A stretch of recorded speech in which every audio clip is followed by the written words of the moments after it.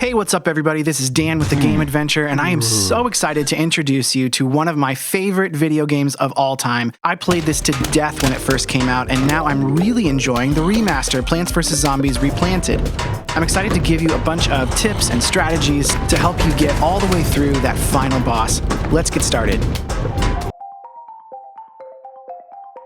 Your top priority is sun. It's your currency, and you can't really plant anything without it. So no matter what strategy you choose to use, you must have the sun to pay for it. So the golden rule is this: as soon as the level starts, plant as many sunflowers as you can in that back row until the first zombie appears.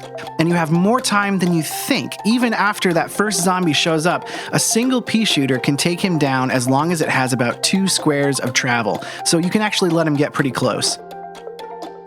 Pay attention to the information the game is giving you. So at the start, the game shows you exactly what zombies you'll be facing. So use that to build your counter strategy. Then pay attention after that first zombie shows up to look for the flags down in the corner. This is crucial because a short level with only one flag means you have to move quicker and you have less time to build out your strategy. A longer level with 2 or 3 flags means you can and should push your front line forward a little ways. Plant some more sun, build up those more expensive, powerful plants for the end.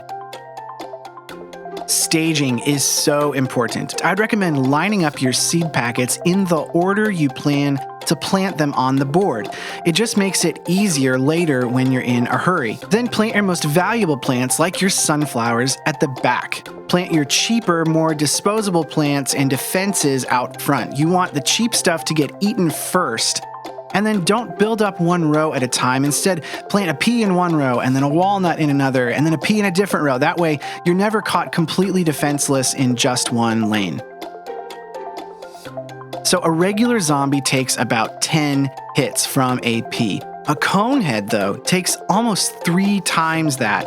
And a bucket head is going to take about 6 times as many hits. So just glancing at the lane, you can kind of tell if your defense is well matched or if it's about to have some issues. Moving on to intermediate strategies, this is kind of when the game starts throwing new environments at you. Don't be afraid to adapt your strategy to your environment. Use those sun shrooms, take advantage of those cheaper mushrooms. Then on the roof, don't waste your time trying to plant pea shooters all the way up front. Use the cabbage pults and the corn and the melons. The angle of the roof is meant to change your strategy. In addition to getting access to less expensive mushrooms at night, those puff shrooms and those sea shrooms are free. If you can front load your board with a bunch of those free ones, and all you have to do is remember to keep putting them out, they actually make a huge difference. Throughout the game, you get a number of one-time use plants. Grave busters, for example. Use those to clear space when those graves get too close to the area you're trying to strategize in. Or you can use them to take out an entire row of graves early, because each one of those graves is going to become a zombie later. The Hypno Shroom you actually want to use in front of your most powerful zombies, because they will then turn around and fight for you. And then some of the instant kill things like the jalapeno and the squash, you're going to want to save until things kind of get dire at the end of a level, since you can really only use them once before you have to wait a while for them to recharge. Sound design is so important in this game. It gives you a heads up on what's coming. So for example, you'll hear a splash when the zombie hits the pool, even in the fog when you can't see them. You'll hear the vroom of the Zomboni engine before you actually see it come onto the board. You'll hear bushes rustling before a zombie appears in the first place. Another tip, along with sound design, is to plant those puff shrooms all the way up front when there's fog, because as soon as you hear that munching, you know that something is in the lane. So this is for all the special zombies that don't just walk but try to come over or under your defenses. You basically have 2 strategies for these, and it's to block or bait. By blocking, you can stop them with a tall nut, for example, the pole vaulter, the pogo, the dolphins.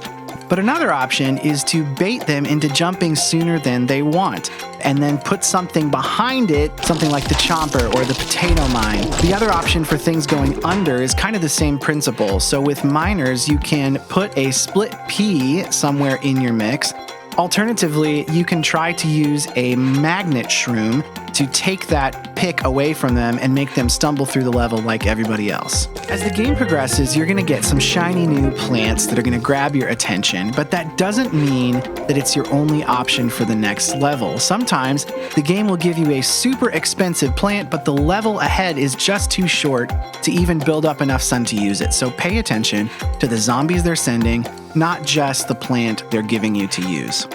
Alright, so let's launch into maybe some of the more advanced tips. Once you get a good feel for how individual plants work, you can start to use combos. For example, the torchwood and the peas.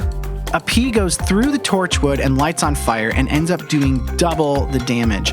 But you can stack single pea shooters behind just one torchwood, and you've effectively doubled everything behind it.